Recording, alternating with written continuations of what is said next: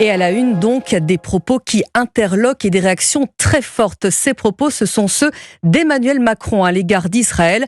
Si cessez-le-feu il doit y avoir, il faut en parallèle cesser de fournir des armes à votre pays. Voilà en substance qu'a dit le chef de l'État lors du sommet de la francophonie, c'était hier soir, ajoutant qu'on ne lutte pas contre les terroristes en sacrifiant une population, confirmant donc sa ligne sur la situation au Proche-Orient. Évidemment, les réactions sont nombreuses dans la classe politique.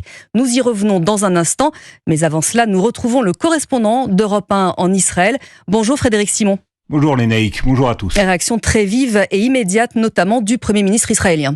C'est dans une vidéo préenregistrée en anglais que Benjamin Netanyahu a choisi de réagir aux propos d'Emmanuel Macron, s'adressant directement au président français et évoquant d'autres dirigeants favorables à l'embargo sur les ventes d'armes à Israël.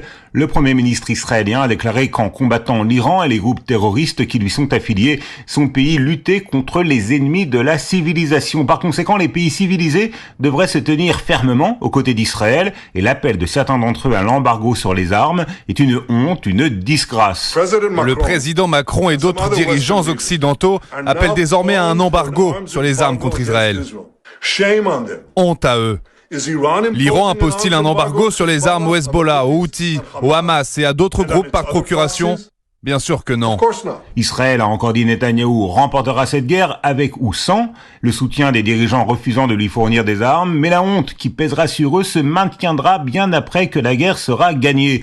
Difficile d'imaginer réaction plus virulente, la visite de Jean-Noël Barrot s'annonce délicate. Le nouveau chef de la diplomatie française entame une tournée au Moyen-Orient qui le conduira demain en Israël. Il y rendra hommage un an jour pour jour après les événements aux victimes des attaques terroristes perpétrées par le Hamas. Merci Frédéric Simon, correspondant d'Europe 1 en Israël.